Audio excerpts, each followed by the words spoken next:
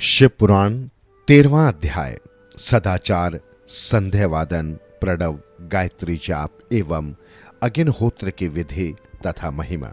ऋषियों ने कहा, सूत जी, आप हमें वो सदाचार सुनाइए जिससे विद्वान पुरुष पुण्य लोकों पर विजय पाता है। स्वर्ग प्रदान करने वाले धर्म में तथा नरक का कष्ट देने वाले अधर्म में आचारों का वर्णन कीजिए। सूत जी बोले, सदाचार का पालन करने वाला मनुष्य ही ब्राह्मण कहलाने का अधिकारी है। वेदों के अनुसार आचार का पालन करने वाले एवं वेद के अभ्यासी ब्राह्मण को विप्र कहते हैं। सदाचार, वेदाचार तथा विद्या गुणों से युक्त होने पर उसे द्वेष कहते हैं। वेदों का कम आचार तथा कम अध्ययन करने वाले एवं राजा के पुरोहित अथवा सेवक ब्राह्मण को क्षत्रिय ब्राह्मण कहते हैं। जो ब्राह्मण कृषि या वाणिज्य कर्म करने वाला है तथा ब्राह्मणोचित आचार का भी पालन करता है, वो वैश्य ब्राह्मण है तथा स्वयं खेत जोतने वाला शूद्र ब्राह्मण कहलाता है। जो दूसरों के दोष देखने वाला तथा परद्रोही है, उसे चांडाल कहते हैं। क्षत्रियों में जो पृथ्वी का पालन करता है, वो राजा है तथा अन्य मनुष्य राज तत्वहीन क्षत्रिय माने जाते हैं। जो धान्य आदि वस्तुओं का क्रय विक्रय करता है, वो वैश्य कहलाता है। दूसरों को वणिक कहते हैं। जो ब्राह्मणों, क्षत्रियों और वैश्यों की सेवा में लगा रहता है, शूद्र कहलाता है। जो शूद्र हल जोतता है, उसे वृषल समझना चाहिए। इन सभी वर्णों के मनुष्यों को चाहिए कि वे ब्रह्म मुहूर्त में उठकर पूर्व की ओर मुख करके देवताओं का, धर्म का, अर्थ का, उसकी प्राप्ति के लिए उठाए जाने वाले कलेशों का तथा आय और व्यय का चिंतन करें। रात के अंतिम प्रहर के मध्य भाग में मनुष्य को उठकर मल मूत्र त्याग करना चाहिए। घर से बाहर शरीर को ढक कर जाकर उत्तर विमुख होकर मल मूत्र का त्याग करें। जल, अग्नि, ब्राह्मण तथा देवताओं का स्थान बचाकर बैठें। उठने पर उस ओर न देखें। हाथ पैरों की शुद्धि करके 8 बार कुल्ला करें। किसी वृक्ष के पत्ते से दातुन करें।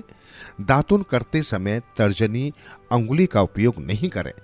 तदंतर जल संबंधी देवताओं को नमस्कार कर मंत्र पाठ करते हुए जलाशय में स्नान करें। यदि कंठ तक या कमर तक पानी में खड़े होने की शक्ति न हो तो घुटने तक जल में खड़े होकर ऊपर जल छिड़क कर मंत्र उच्चारण करते हुए स्नान कर तर्पण करें। इसके उपरांत वस्त्र धारण कर उत्तरीय भी धारण करें। नदी अथवा तीर्थ में स्नान करने पर उतारे हुए वस्त्र वहां न धोएं।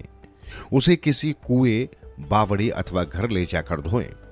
कपड़ों को निचोड़ने से जो जल गिरता है, वो एक श्रेणी के पितरों की तृप्ति के लिए होता है। इसके बाद जाबली उपनिषद में बताए गए मंत्र से भस्म लेकर लगाएं। इस विधि का पालन करने से पूर्व यदि भस्म गिर जाए तो गिराने वाला मनुष्य नरक में जाता है।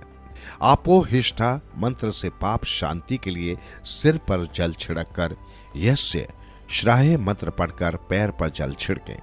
आपोहिष्ठा में 3 श्रचाएं हैं। पहले श्रचा का पाठ कर पैर, मस्तक और हृदय में जल छिड़कें। दूसरे ऋचा का पाठ कर मस्तक, हृदय और पैर पर जल छिड़कें तथा तीसरे ऋचा का पाठ करके हृदय, मस्तक और पैर पर जल छिड़कें। इस प्रकार के स्नान को मंत्र स्नान कहते हैं।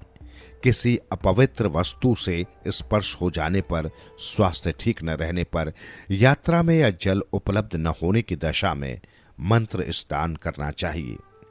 प्रातःकाल की संध्या उपासना में गायत्री मंत्र का जाप करके 3 बार सूर्य को अर्घ्य दे। मध्याह्न में गायत्री मंत्र का उच्चारण कर सूर्य को एक अर्घ्य देना चाहिए।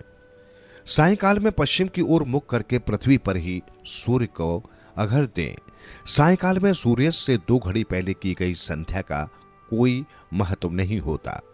ठीक समय पर ही संध्या करनी चाहिए। यदि संध्या उपासना किए बिना एक दिन बीत जाए तो उसके प्रायश्चित हेतु अगली संध्या के समय 100 गायत्री मंत्र का जाप करें। 10 दिन छूटने पर 1 लाख तथा 1 माह छूटने पर अपना उपनयन संस्कार कराएं। अर्ध सिद्धि के लिए ईश, गौरी, कार्तिकेय, विष्णु, ब्रह्मा, चंद्रमा और यम व अन्य देवताओं का शुद्ध जल से तर्पण करें। तीर्थ के दक्षिण में, मंत्रालय में, देवालय में अथवा घर में आसन पर बैठकर अपनी बुद्धि को स्थिर कर देवताओं को नमस्कार कर प्रणव मंत्र का जाप करने के पश्चात गायत्री मंत्र का जाप करें। प्रणव के अ, उ और म तीनों अक्षरों में जीव और ब्रह्मा की एकता का प्रतिपादन होता है। अतः प्रणव मंत्र का जाप करते समय मन में ये भावना होनी चाहिए कि हम तीनों लोकों की सृष्टि करने वाले ब्रह्मा, पालन करने वाले विष्णु तथा संहार करने वाले रुद्र की उपासना कर रहे हैं। ये ब्रह्म स्वरूप ओंकार हमारी कर्म इंद्रियों, ज्ञान इंद्रियों, मन की वृत्तियों तथा बुद्धि वृत्तियों को सदा भोग और मोक्ष प्रदान करने वाले धर्म एवं ज्ञान की ओर प्रेरित करें। जो मनुष्य प्रणव मंत्र के अर्थ का चिंतन करता हुआ उसका जाप करते हैं, वे निश्चय ही ब्रह्मा को प्राप्त करते हैं तथा जो मनुष्य बिना अर्थ जाने प्रणव मंत्र का जाप करते हैं, उनको ब्राह्मण तत्व की पूर्ति होती है। इस हेतु श्रेष्ठ ब्राह्मण को प्रतिदिन प्रातःकाल एक सहस्त्र गायत्री मंत्र का जाप करना चाहिए। मध्याह्न में 100 बार तथा सायं 28 बार जाप करें। अन्य वर्णों के मनुष्यों को सामर्थ्य के अनुसार जाप करना चाहिए। हमारे शरीर के भीतर मूलाधार, स्वाधिष्ठान, मणिपुर, अनहत, आज्ञा और सहस्त्र नामक 6 चक्र हैं। इन चक्रों में क्रमशः विद्येश्वर, ब्रह्मा, विष्णु, ईश, जीवात्मा और परमेश्वर स्थित है। सद्भावना पूर्वक श्वास के साथ सोहम का जाप करें। सहस्त्र बार किया गया जाप ब्रह्म लोक प्रदान करने वाला है। 100 बार किए जाप से इंद्र पद की प्राप्ति होती है। आत्मरक्षा के लिए जो मनुष्य अल्प मात्रा में इसका जाप करता है, वो ब्राह्मण कुल में जन्म लेता है। 12 लाख गायत्री का जाप करने वाला मनुष्य ब्राह्मण कहा जाता है। जिस ब्राह्मण ने 1 लाख गायत्री का भी जाप न किया हो, उसे वैदिक कार्यों में लगाएं।